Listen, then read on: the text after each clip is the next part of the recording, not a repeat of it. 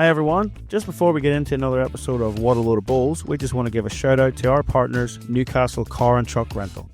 Newcastle Car and Truck Rental are a locally owned company servicing Newcastle and the Hunter. Todd Holden and family pride themselves on being part of the local community, and you feel that when you step through their doors. It isn't a different person every time you call, it's the same people taking care of business and taking care of you. So next time you're in need of a rental, be it a truck to move, a ute for those everyday DIY jobs, or a car to get the family around on a day out, be sure to contact the team at Newcastle Car and Truck Rental by visiting www.newcastlerental.com or by calling 02 49 081 081. And don't forget to tell them DJ and Simon sent you.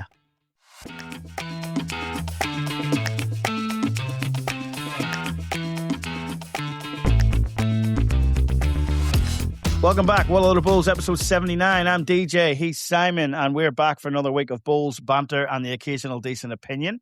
And Simon, he doesn't give any of those decent opinions. But anyway, let's roll. Simon, mate, welcome. How are you going? I am going fantastic. It's nice to actually just go back to back with a few episodes and get some good content out there. So yeah, I was about pretty to say good. that to you, mate. It's a while since we went. Like when we started out, it was week to week. We've done 3 or 4 in a row now, so it's pretty good.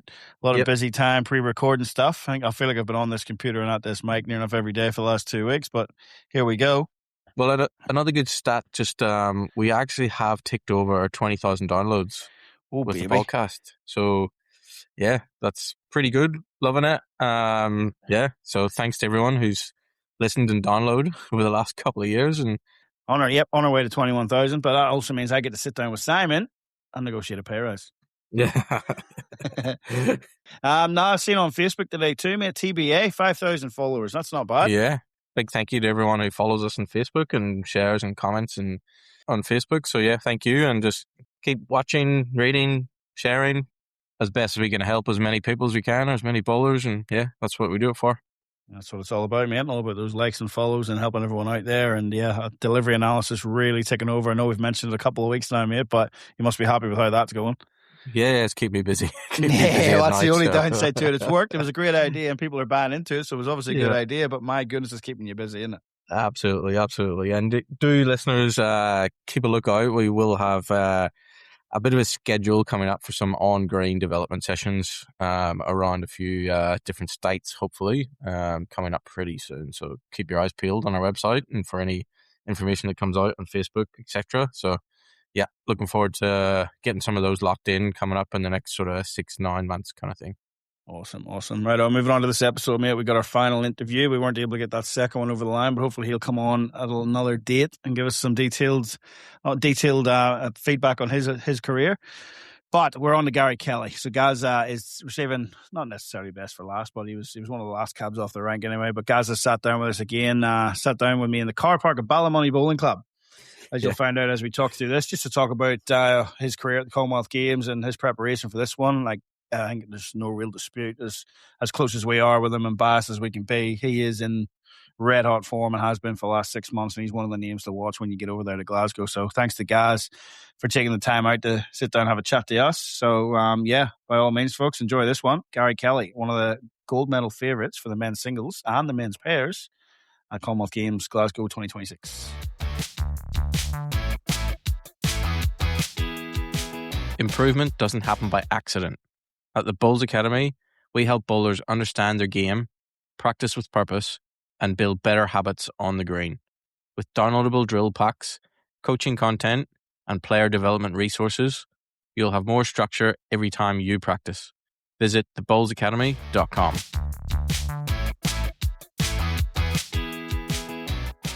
All right, folks, we've got another interview. This will probably be our final one leading into the games. It's the one and only Gary Kelly. Guys, mate, good to see you. Yeah, good to see you, DJ. Thanks for having me on. Yeah, not a problem, mate. You're calling in from the beautiful Ballybreaks Bowling Club there in Ballymoney, getting ready to go in for a practice. Yeah, I've just arrived at the club. So just doing a quick interview with yourself before going and put a practice session in. Oh, man, I always appreciate your time when you can give it. It's so precious, mate. So good on you. Guys, Commonwealth Games, it's only just under 2 weeks away till we start. You made your debut in India back in 2010 with a bronze medal. You missed out on the last Glasgow ones. You came back for the Gold Coast. then a silver in Birmingham. So you're heading into your 4th games, mate, representing Northern Ireland. Tell me how that feels. Yeah, so it's surreal. It's a real pinch me moment. It's absolutely fantastic, to get the opportunity to represent our country. Yeah, it's an amazing feeling, and yeah, very honoured and very proud of achieving my 4th Commonwealth Games, and hopefully I can help my country achieve more success. Yeah, I mean, it's all credit to you as well, because the amount of work that you have to put in, based in Australia now, it's very easy to get overlooked while you're all the way out there, but you're performing, you're dotting all the I's, you're crossing all the T's, you're back in touch when you need to be, and you're obviously still well and truly in everyone's minds when it comes to these selections, mate, so all credit to you. No, I appreciate that. No, thank you. Obviously, I'm very, very proud Irishman, and always want to represent my country. Any opportunity I can, I do make it very aware that I want to continue to, perform and represent. So, yeah, for them to put that trust, put that trust and belief in me and give me that opportunity is amazing. Even though I'm based in Australia, so it's great. But yeah, like obviously I do put a lot of hard yards in the background. I stay in communication with the Irish Bowls Federation and all the people involved in that there to make it possible, make it happen. So yeah, I'm just very grateful and very thankful that it happens. Yeah, awesome, mate. Mate, look, we talked about it last time. We talk about it all the time personally. Your schedule is just absolute chaos as it is. But mate, this last 6 months, my days. Go back to BPL, mate. So didn't win that one. That one went to the Jets, but MVP for yourself. Mate, obviously a great honour to win that. Yeah, look, I mean, it's not what you try to set out to achieve, and it's all about trying to win the title for your franchise and who you're representing. But of course, it's nice to have the legends on the sideline, all the coaches coming together and they vote, and for them to showcase that respect towards me and yeah, show that appreciation for how I performed is really nice. Absolutely, mate. And then from there, it was pretty much nearly straight on to you playing over to play in the British Isles series. It's been a few years since you got to play in that series and the old home internationals in the stadium. Yeah, that's right. Yeah, absolutely. I really enjoyed that. Yeah, last time I played in that was 2018, so it's been a long time, but really, really enjoyed that and pulling on the shirt and standing shoulder to shoulder with my fellow countrymen. It was pretty cool. It's just different, and we don't quite get that out here. It's a little bit of a different team format back at home, isn't it? Yeah, it's just got its own unique experience, and 6 ranks right across the green. There's an amazing atmosphere, and there's a lot happening at one time, and the crowd really gets involved in that. And yeah, as I said, it's just got its own thing, and it's something that I really, really enjoyed being back and being part of. Absolutely. And you got to stop off in the States for all of like 3 or 4 hours as well, mate. Jeez, that was it. We talked about it on the podcast. I know we had a laugh about it as well, but mate, that was a fair trek that you made to get out there. Yeah. Look, obviously, just with what was happening in the Middle East and stuff, unfortunately, the war and things, had to reschedule and travel different routes and that there, and yeah, put a few extra hours on there. But listen, all worth it, and always willing to do so. Absolutely, man. That pretty much all but secured your place for Glasgow, and you rolled pretty much straight from that into a test series with England, wasn't it? Yeah, that's right. Yeah, we had a test series with England and England. Yeah, so that was really enjoyable. Just a lot of high quality games against fantastic opposition. So yeah, that was good. And while that's happening, the Platinum Pennant's still going back at home. So you've got on the plane, rolled straight back into Platinum Pennant. You've gone and won that with Warilla at the 3rd attempt, mate. Talk us through that one. Let's. I know we're talking about Glasgow here, but that was 3 years in a row in the final. It was somewhat of a last hurrah because Corey was moving on. You guys are all very, very tight. Just talk us through what that one meant. Yeah. It was a real roller coaster, a very positive one. But yeah, obviously because I'm very, very proud of Warilla, and I absolutely love representing Warilla. The club means a lot to me, and the opportunity to give me and Bulls is just it's a dream come true. Really, I'm forever grateful and thankful to them. But obviously, country called, and I suppose your country comes first as such, or whatever. And Yeah. but yeah, so it was a strange feeling. It was great to be back here representing, but missing the games with all the guys, and Warilla was a tough one to swallow at the same time. But there's obviously a lot of class in the team, and think they got the job done while I was away. Probably strengthened the team, to be honest. But no comment. yeah, look, to come back and yeah, go that 3rd time in the final and get the win was absolutely incredible. And let's call a spade a spade. I don't think anyone thought that anyone but Raymond Terrace was winning that. And yeah, it was just our day. Obviously, we saw how the game unfolded. And it's just, I suppose, a little bit of fate or whatever, and it just was meant to be. But they're an amazing season themselves, and all hats off to them. But we showcased a lot of class as a club and as a team as well. Showed a lot of consistency to be there for a third time in a row, and it's only been um, there for 3 years, and they finally get it. Yeah, look, I think there's a little bit of justification for the whole journey throughout. Yeah, absolutely, absolutely. And mate, from there, then we're over to Western Australia to play in the Everest. Yes. You managed to take that out as well. Yeah, look, obviously it was awesome to get the win there. It's it's a very highly respected and prestigious event, and yeah, look, I suppose it's one that it would be on the list that you'd love to try and achieve. And yeah, just thankful and grateful that it was a pretty solid 4 or 5 days for me, and I got the win. Absolutely. So the form was pretty good, and then it was straight back over to Scotland again for the multi nations, and home with 2 gold medals from there. Yeah. Once again, obviously, it's more preparation for the Commonwealth Games. Playing against class acts, Malaysia, Scotland, and Australia. So that was an awesome, experience and a great hit out for the Commonwealth Games. And yeah, look, obviously we know the format's cutthroat, and so was that event, because we're trying to replicate that. Replicate it exactly. But look, mate, just you go out and you try your best, and once again, just things sort of fell my way, and I'll say grateful and thankful to get the 2 gold medals and go once again with Adam McKeown. So it was really good. Enjoyed the experience. Absolutely. And then back home, you actually done a bit of work for Warilla for a bit and moved house. So off the green, you're busy too. Yeah, that's correct. Yeah, and obviously they're up at the Australian Open and all that as well. So it's been a lot happening, but hey, look, them things don't happen if you don't have that support. So obviously, massive shout out to once again Warilla Bowls and Recreation Club for allowing me the opportunity to continue to. Yes, I've got the administration off the ground, but they're allowing me the physicality of playing the sport and representing the highest level on the ground. So and then rolling straight into the Aussie Open, where you've gone back to back with Corey in the pairs. It's unbelievable. Yeah, that was cool. I mean, obviously I've got a fantastic relationship with Corey, and yeah, to go back to back in the pairs is it's something special. And it's always, to win anything is great, and to back up again, it's just got that special feeling about it. Yeah, so it was really nice to get that one. Now, deep run in the fours. I know you're a bit disappointed in the singles. Didn't quite get out of the group there or whatever, but yeah, to win the pairs and go deep in the fours, mate, just shows the arm's still doing the right things. But we haven't finished yet, mate. You're straight back on the plane then, home for a test series against England and Scotland. Yeah, that's right. Yeah, yeah, we had that there. So yeah, we had a couple of days there up at the County Antrim Indoor Bowling Club at Jim Baker Stadium. I really enjoyed it. The carpet was lovely. Once again, fantastic opposition, and yeah, it had a feel-good factor. Everybody had a great time. It was really highly competitive, but there was everybody was enjoying themselves at the same time. That test series got that vibe. Yes, it's very important, and we're all there for a reason, and to try and perform well and prep hard. But at the same time, it's an opportunity to enjoy it as well. So, but yeah, just great to get everyone together again against great opposition, and yeah, it was a good weekend. Yeah, bit of a shame, but you missed out on New South Wales State Championships. You were in the fours this year with Corey and Teasy, but you just had to pull out of that one. So it just shows you some more sacrifices that you actually have to make. You can't play in that event because you're at the other side of the world. Yeah, obviously it would have been lovely to play in that one, knowing that the Corey Wedlock situation as well. But yeah, it was with Luke Jones, RMTs, and Corey. So a reasonably good team. Opportunity to potentially do well, possibly.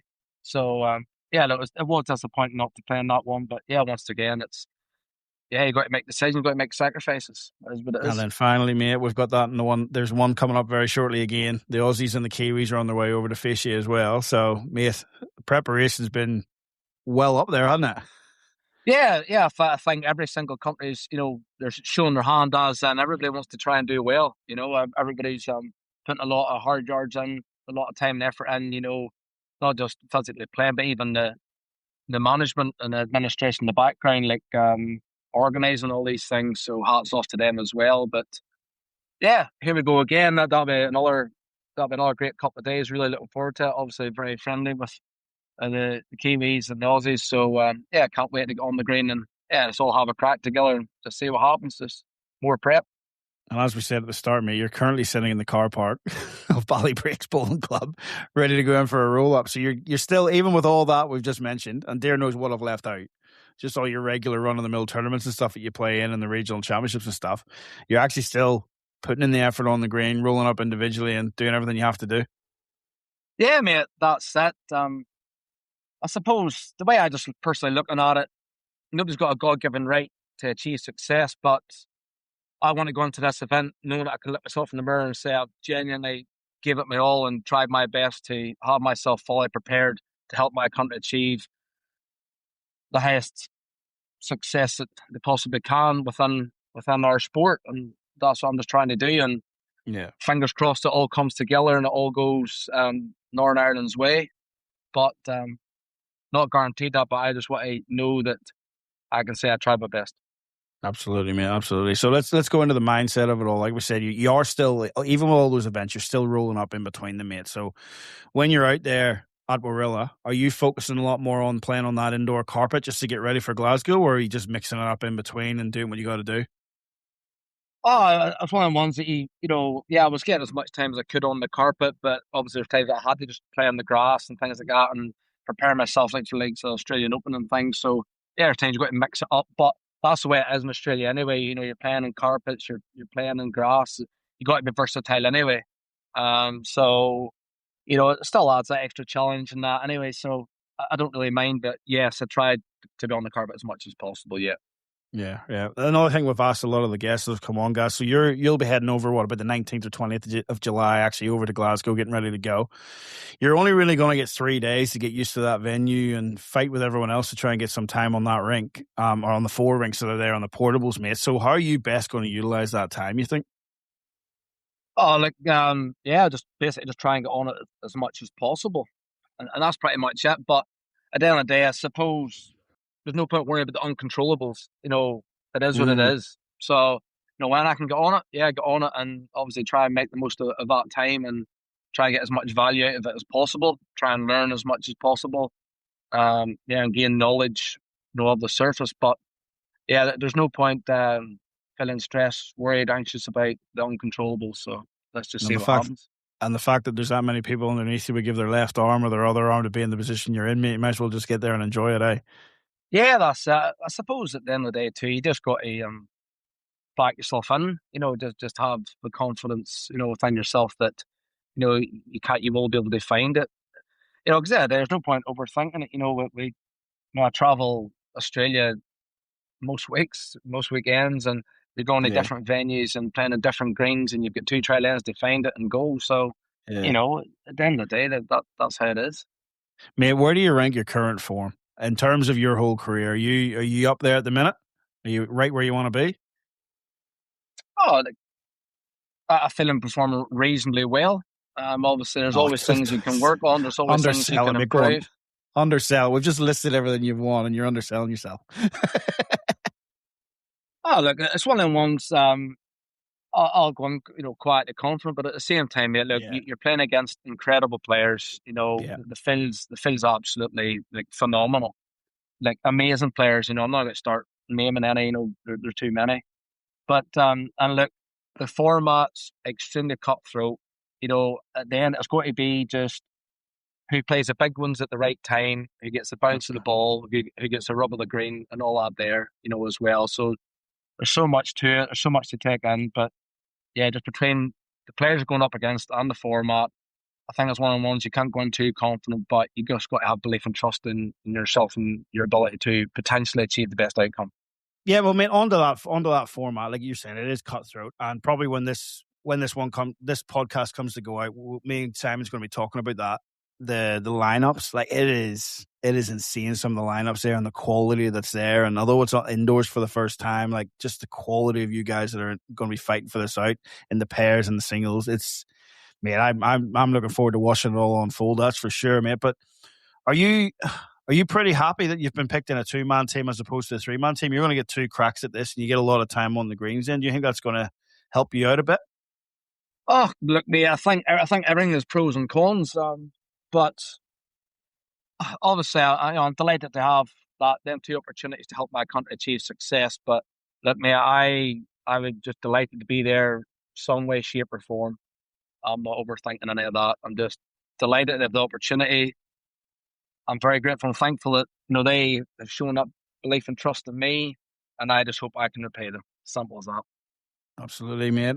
Look, you're pretty comfortable with the format, but what is your genuine Gary Kelly thoughts on the format with the sets play, only 7 end sets, no delivering of a jack, and the shot clock? Yeah, I mean, I'm very very fortunate where I've played in the BPL quite a few times, and there's a lot of similarities between the two. So I do have that experience, thankfully. So hopefully that can stand me in good stead. And I'll probably try and lean on that experience, I suppose. Yeah, look, it is cutthroat. I personally don't mind the 7 end sets and singles. I do think the 1 end tie breaks definitely too cutthroat. I think it should have been, if you're going to go down sets, it probably should have been 3 ends. Mm.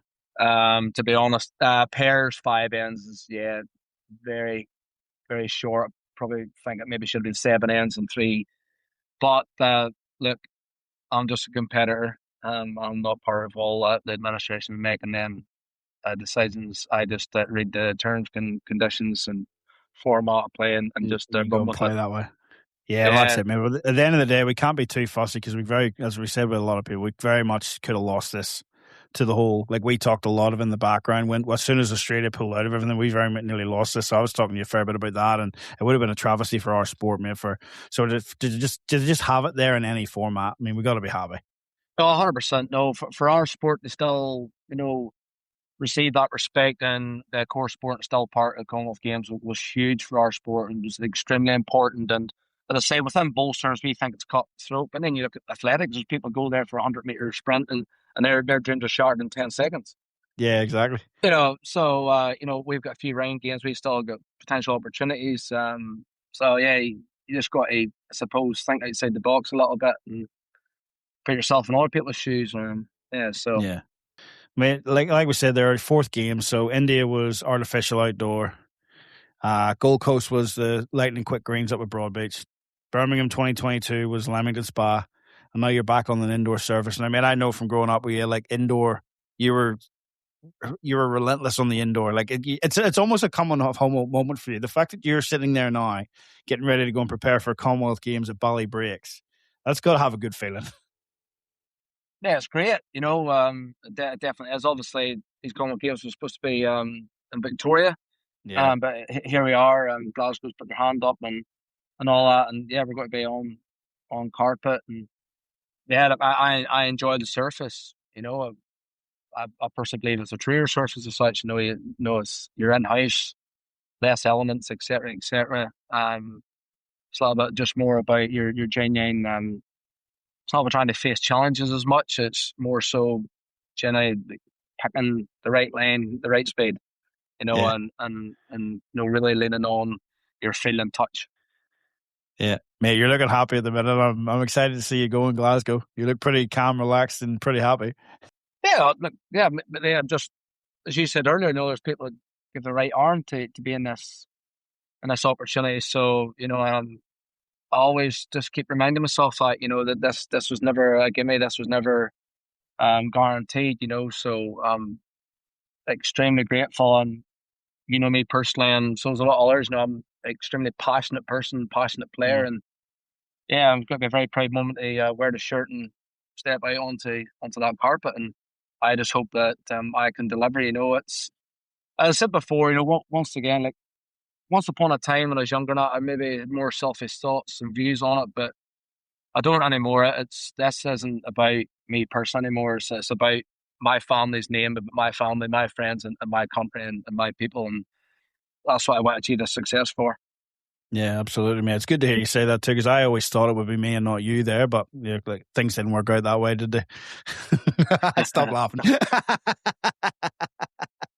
Yeah. All right, mate. Apart from the obvious, I mean, you've got the bronze and the silver. You're going there for the gold medal. What else are you hoping to get out of this? Is there anything else Gary's hoping to get out of this Commonwealth Games expectation wise, or what are you thinking? Oh, mate, look, I just I want that ultimate goal for my country. I want to try and achieve that gold medal, and two of them will be absolutely incredible. There's absolutely no doubt that's what it's all about. That's what we're trying to achieve. But of course, it's an amazing journey, and I think as much as you want to do that, you still want to go there, develop friendships, create more friendships, create positivity within the team.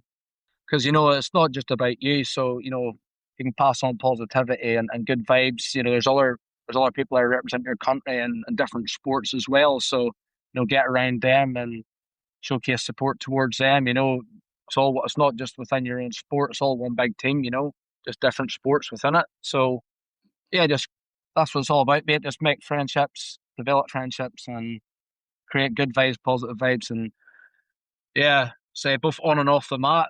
Help everyone try and achieve the best outcome. Yeah, and a gold medal to put in the back pocket and take home to Warilla with you. That would be lovely, mate. Absolutely, mate. Look, like I said earlier, appreciate your time. You're sitting there in a car in an absolute scorching heat wave. What is it, about 23 degrees there at the minute, and overcast? Unbelievable, fierce, man. Are you coping all right? I'm in the car with aircon, so it's not too bad. Well, funny enough, when I interviewed Sammy Tolchard, the poor fella didn't put the aircon on. He didn't want to disturb the podcast. He was sweltering in there. It was only 25 then. But mate, look, honestly, thank you. Get in there, have a decent roll up, mate, and yeah, all the best for Glasgow. Would love nothing more than to see you take that gold medal out, mate. So absolutely, thank you guys, and all the best.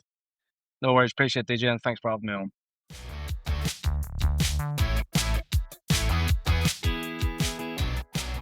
Bowls isn't just a summer game anymore. With a MacMax canopy, you can play through autumn, winter, and spring, and even that weird in-between season we call footy finals. Whatever the month, you're good to go. For year-round roll-ups, make it a MacMax.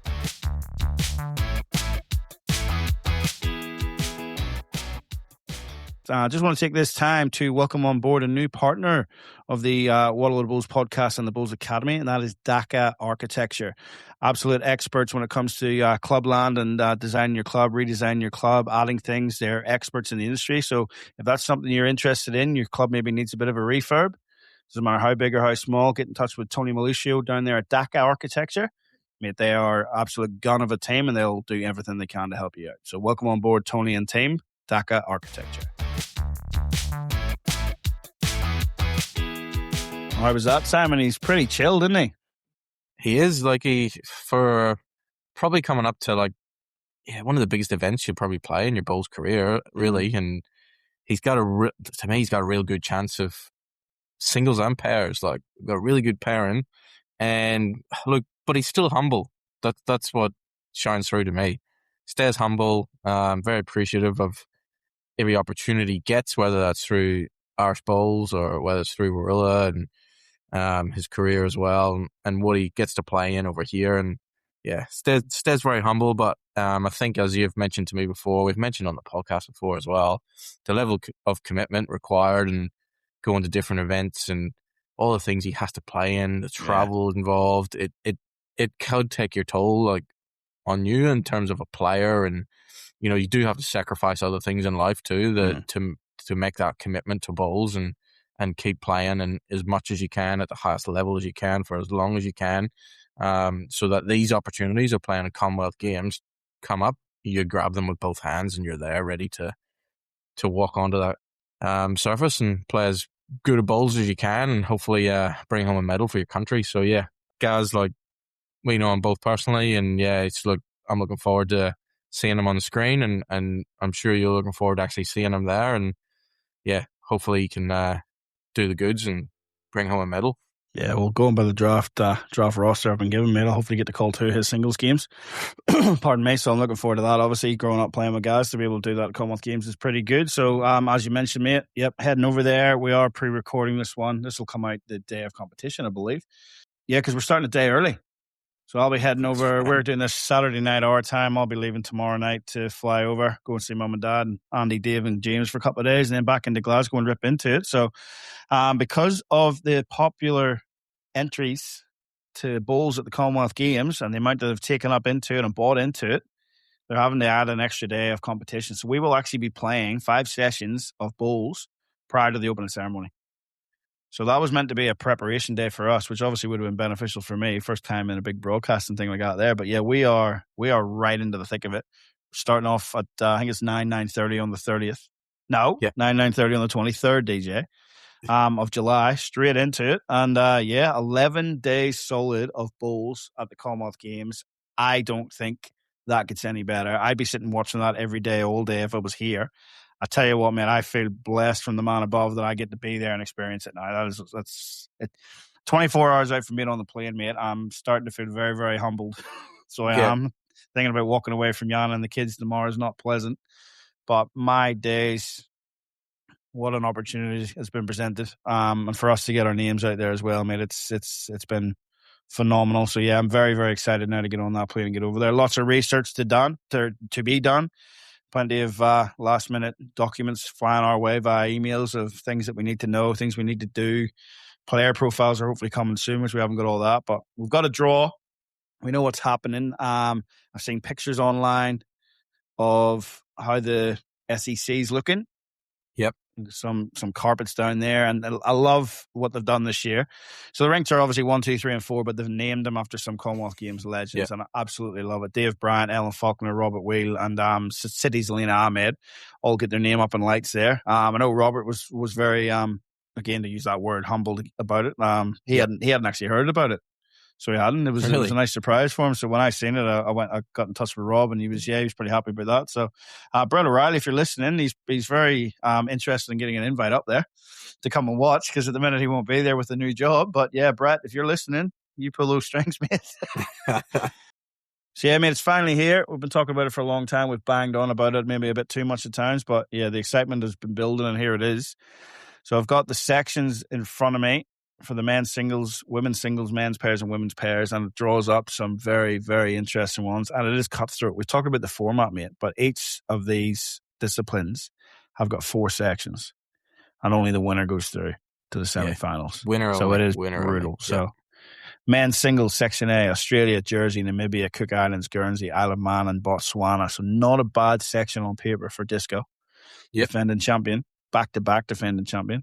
Section B, Northern Ireland, South Africa, New Zealand, Norfolk Island, Niue, Singapore, and Tonga. Bit of a battle there. I favour Gary to get through that one, obviously, but Shannon McElroy, 2016 world champion, he knows what he's doing. He seems to be in a bit of form as well. He went well in the Australian Open there. So he did. And then you never know what's coming. Well, I can't remember the South African entering off the top of my head, but they're always going to produce as well. Section C, mate, I might just leave that for the last because it's juicy. But Section D, you've got Malaysia, Canada, Kenya, India, Falkland Islands, and Malta. So Sean Parnas, the Maltese Falcons in that one, Ryan Bester, and then Isaac Kepley from Malaysia. That's probably the top 3 picks in that one. That'll be an interesting one. Your favorite country, the Falkland Islands, is in there as well. Are they part of Argentina, or are they part of England, mate? What? Anyway, we're not getting political. No. But Section C, mate. Section C of the men's singles: Pakistan, Jamaica, Fiji, Wales, England, Scotland. Yeah, the home nations. 3 powerhouse nations there, all in the one. Jason Banks of Scotland, Sam Tolchard of England, Ross Owen of Wales, and only one of those is going to see a semi-final. Yeah, that is a juicy section. That one there. Looking forward to that one. Hopefully the draft roster that we've got for the game stays on there, because I've got Jason Banks against Rossi Owen, so that'll be fun calling that one. But mate, what a section, what a draw that is. You want to go? Do you want to pick 4 section winners there?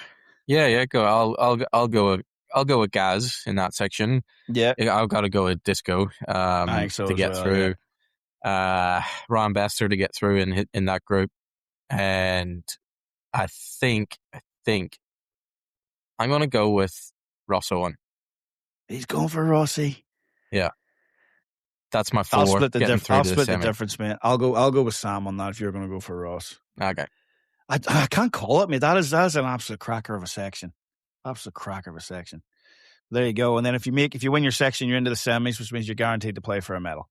So even if you lose the first game out of that, winner obviously goes for gold or silver, and then the runner-up goes for the losers in the 2 semi-finals goes for the bronze. Women's singles, Section A, Australia, Cook Islands, England, Falkland Islands, Canada, Malta, and Jersey. What a section that one is as well.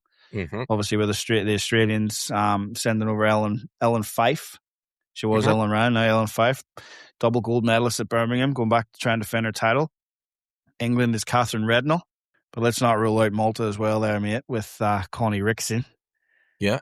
And as our well. very own good friend Kelly McCarron in there as well. Kelly's in there as well. That's nearly a section of death right there. Yeah. And just scrolling down my entry list as well. Who's coming out of Jersey? Abby Andrew out of Jersey too. And let's not rule that one out. She could cause an upset or two. That's a cracking section right there. Ellen, Catherine, Kelly, Connie, unbelievable. Section B, Guernsey, New Zealand, Northern Ireland, Singapore, Niue, and Botswana. So that's another tight one there. That'll be Alison Merrin in for another Commonwealth Games. New Zealand's current world singles champion, Taylor Bruce. Yeah. And our own Shauna O'Neill. And mate, she's lighting the place up. She won the gold at that race in Four Nations. Yeah. They've been playing, as we've mentioned in this, a lot of the UK players have been staying indoors, right? Mm-hmm.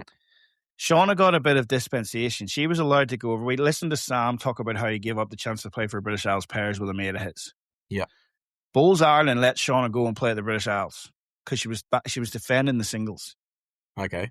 And she won it. She's back-to-back British Isles champion on the outdoor grass greens, and then she won the triples as well.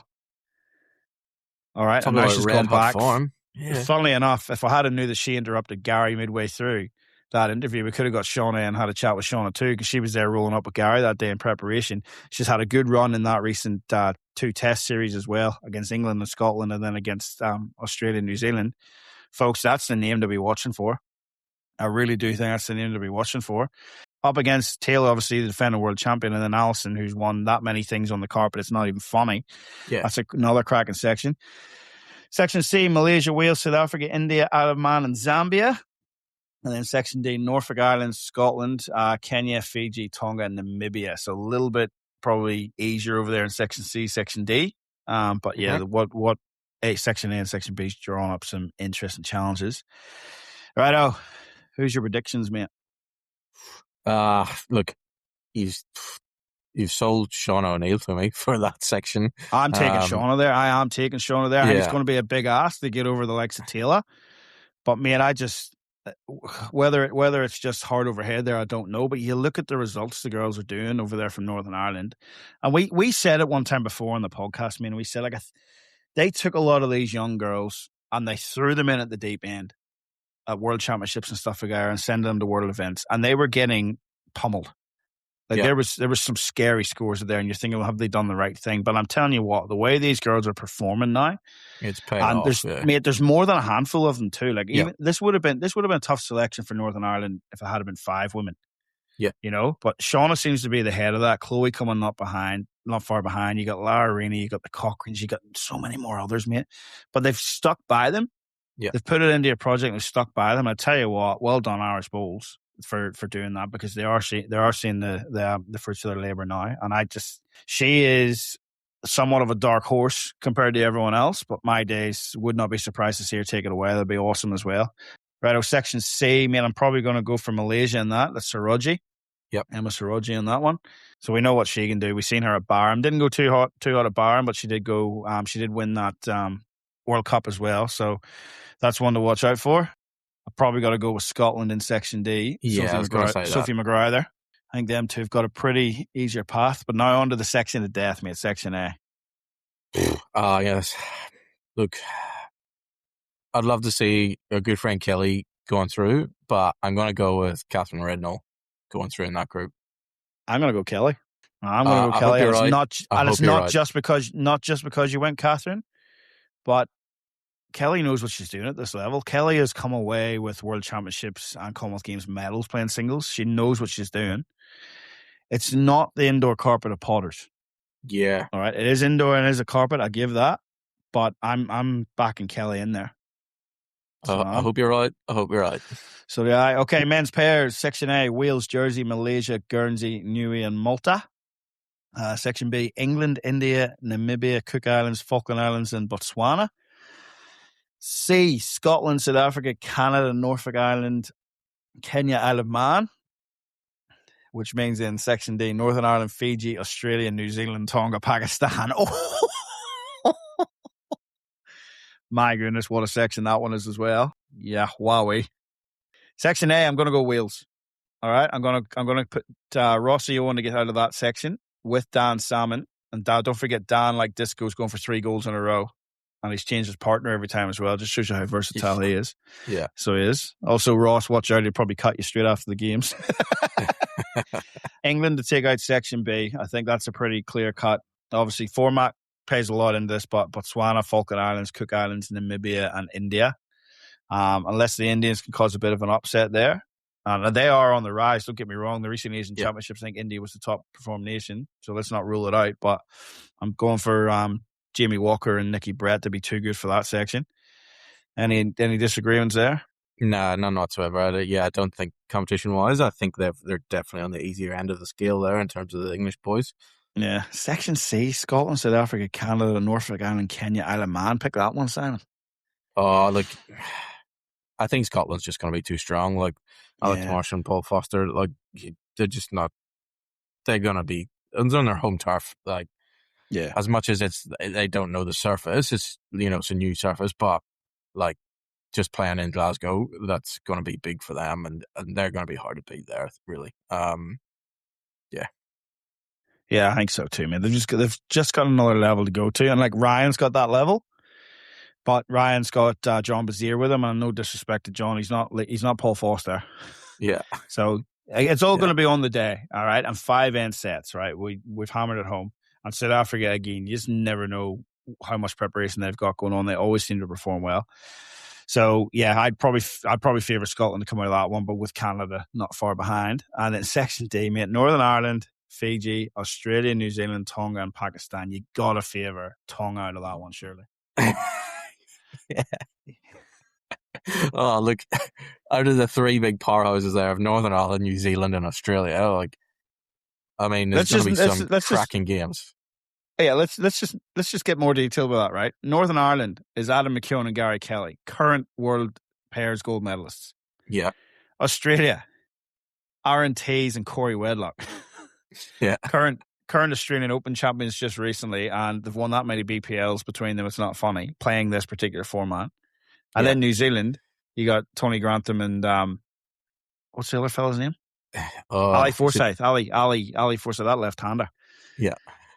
Who is, as we know from talking to him, very much up for this. Oh, absolutely. Like, knowing Ali, he will not be afraid one bit of playing Northern Ireland or Australia. He will relish playing those boys. Yeah.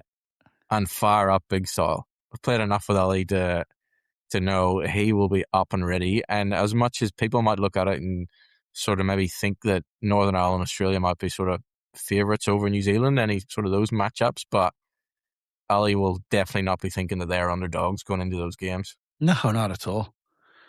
Not at all. As you said, man, he'd be looking at that and just rubbing his hands. Yeah. So, and at least if he can win the section, maybe he'll actually get to play for a medal at the Commonwealth Games too. All right.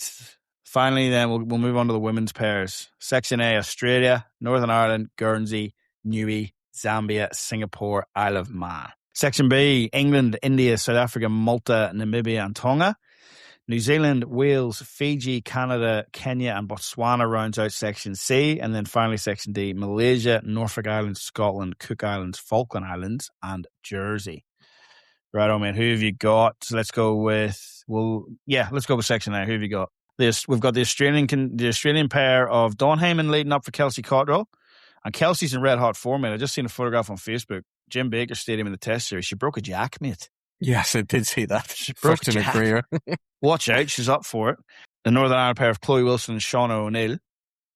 All right, nice warm up the pairs as well for Shauna too, just to get back on that bandwagon for the singles too. At least she'll have a run out in the pairs as well. But Guernsey's in there as well, obviously with Alison Marion skipping 5 end sets. Anything can happen. She's got Rose Ogier. Hopefully that's right. I'm going to have to practice some of these on the plane, brother. But yeah, she's got them leading up. This experience is going to get that one for me. I think the Australian girls are going to go through in that one. Yeah.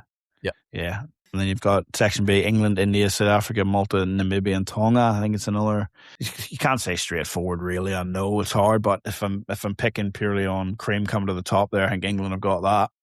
Yeah. Section C: New Zealand, Wales, Fiji, Canada, Kenya, and Botswana. That's another tough section with the New Zealand girls of Selena Goddard and Caitlin Inch. the Canadian pair of Emma Boyd and Kelly McCarron, and the Welsh pair of Amy Williams and Lauren Gowan. Now, Amy's got plenty of experience there. What are we going with? That's a tough one, I think. But for me, it's between Canadian girls and New Zealand girls going through there. That's a tough choice between those two, really. That's a flip of a coin, I think. And we've talked in some of these interviews, or you've talked to some of the players, it really can boil down to one end in a set that's going to decide, because it is so short, 5 end sets. It could be one bad end, a couple of loose balls, and you'd lose the game and you're out and you're not qualifying. So it's going to be cutthroat. So to me, that's hard to call out between those two. I want to back Kelly again there, but I think New Zealand will be too much for them. Selena and Caitlin know each other very, very well. So do Kelly and Emma, I know, but I'm thinking Selena and Caitlin to take that one out. And then we go Section D, Malaysia, Norfolk Islands, Scotland, Cook Islands, Falkland Islands, and Jersey. Mate, the Malaysians we know have been putting in a lot of training. And Scotland, I just fancy Scotland to come out of that section too, though. Beth Reva and Caroline Brown. Beth Reva comes from good stock. I think she's the niece of Alex Marshall. So yeah, let's go for Scotland to win that one. So, and that's all the main draws for the women's singles and the men's singles and the women's pairs and the men's pairs. But there will also be para mixed pairs, men's para pairs, and women's para pairs to be played throughout that as well. So all up, mate, 27 nations have decided to enter the Commonwealth Games for bowls, which is an unbelievable turnout. As we said, it's caused us to have an extra day's play, 5 extra sessions. Actually, I think it's more than 5 extra sessions because one of the other days has been extended into the evening where it's meant to cut off. You can watch that here in Australia on 7+, I believe. Yeah, are they sponsoring us? Can we say that? Are we allowed? Are they giving us money for saying that? I don't want to be accused of self promotion, Simon. So, but 7+ app, I believe, folks. So from what I've seen, and I'm not 100% over this, but from what I've seen, we're going to have Australian commentators broadcasting out of Sydney for the Australian Games. Yep. But if you jump onto the 7+ app in Australia, you'll be able to hear the World Broadcasting Team, which is where me and Barry are part of, with 4 others. So yeah, that's just for those in Australia. And then TNT have got the UK rights. But mate, they named about 7 or 8 different commentators, so I'm not even too sure if people in the UK will get to hear us, but that's what's happening with those, I believe, anyway. But yeah, we're just getting lots of bits of information come through us in the last couple of days. Me and Baz, we're heading off on the planes tomorrow, and then ripping into it. So should be fun, man. I'm looking forward to it. Honestly, you look at some of those sections there, it should be an absolute ripping of the games, especially with the format. We keep going back. On my days, with those 7 end sets in the singles and the 5 end sets in the pairs is the big one for me. Now, 7 end sets in singles, it's not too dissimilar to what they play when it comes to like World Bowls Tour and stuff like that there.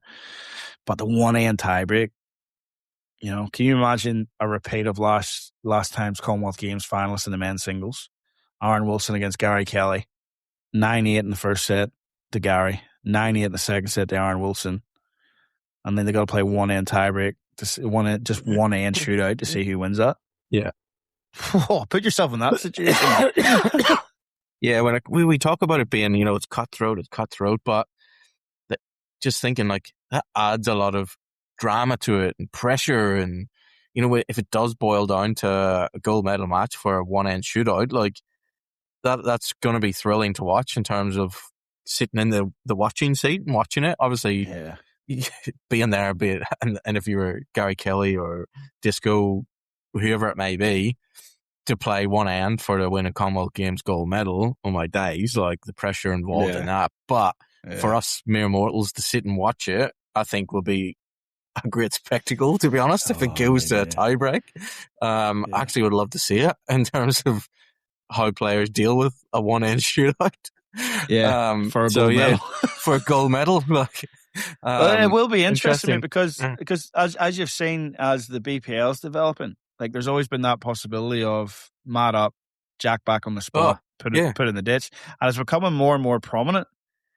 Like, so I wouldn't be shocked if we've seen something like that there. Exactly. On a 1 end tiebreak, a guy's gonna, all of a sudden decide, let's get the mat up, and I'm gonna bin this jack to win a gold medal, and a lot of those guys can do that. That's definitely something they they do practice and they do it. And like we've seen it at club level as well. Those guys do it at club level. So yeah, interesting to see. And yeah, look, I guess hopefully I'm going to watch as much as I can, but for all the listeners in Australia, time-wise, I think we're going to be able to sort of watch the morning sessions in terms of it'll be on at like sort of 5-6 p.m. kind of time in Australia.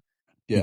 We'll be able to watch the morning sessions. Obviously then sort of if it gets through to PM sessions start at sort of around 3 p.m. UK time. So you're into sort of the early hours of the morning kind of thing. So you've no excuse on day one, mate. 9:30 a.m. start and then a 3 start for the 5th game. Yeah. So you've no excuse that day, mate. You can watch that at 10 past midnight. That's not a problem. But yeah, as you said, like the first game of the day, once you get into the main schedule, first game of the day is 8:30 in the morning UK time, and final game you're talking at 20 to 9 at night. UK time, so you're finishing at 10 o'clock in the evening there. So probably miss a few games in the morning and sort of during the nighttime period, that early hours in the morning. Then you can get up early and watch the later sessions. But just looking at the first set of gold medal matches, at least they're morning sessions as well. So you're looking at 8:30, 10 past 10, and 11:35 for that's the starting with the power mixed on the Tuesday the 28th, and you've got the women's pairs gold medal match and then the men's singles gold medal match. So you should be able to tune in for the medal matches, which is the main thing. But yeah, from what we know, from what we're dealing with, I think again, we mentioned it a lot, but just as a final recap, because hopefully, as we said, when you're listening to this, the games are just kicking off. You can tune in to all 4 games. There's 4 rinks, and they're all being televised at the same time. Only 2 of those rinks have got commentary, and the other 2 rinks you can at least sit there and watch it. So like men's singles, game 1, we've got Northern Ireland up against Nui on rink 2, so they'll be on the live stream. They'll be available on those apps, but you just won't be able to have any commentary with that. But yeah, that's what it is for now until the main broadcast guys get their hands and change stuff. But yeah, very much looking forward to it. And we're not going to talk about it much more, Simon, because you'd be the first time you could probably get me to cry on the podcast. But yeah. Just a quick one for listeners out there. Please do not pay for bowls anywhere. It should be free.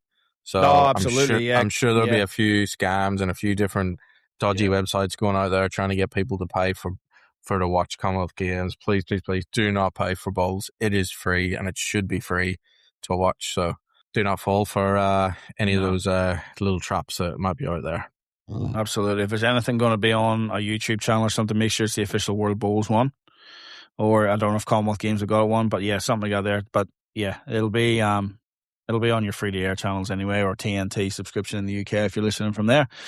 So yeah, looking forward to it, mate. That'll give us probably 2 weeks off before the next episode, but we'll be able to come back with a recap and a bit of experiences. I'll try and do a few videos while I'm over there that you can like and share and promote for me, mate, because you love me. Absolutely. Nothing like a bit of self-promotion, mate. Nothing like a bit of self-promotion. So that's it for now, folks. Hope you all enjoyed that episode. I hope you enjoyed all the interviews leading into this. It's real now. It's about to kick off the pinnacle of our sport, Commonwealth Games. And yeah, look, it's going to be an absolute cracker. So enjoy. But always remember, especially you playing in the Commonwealth Games, keep that little disc on the inside. And good luck on those greens.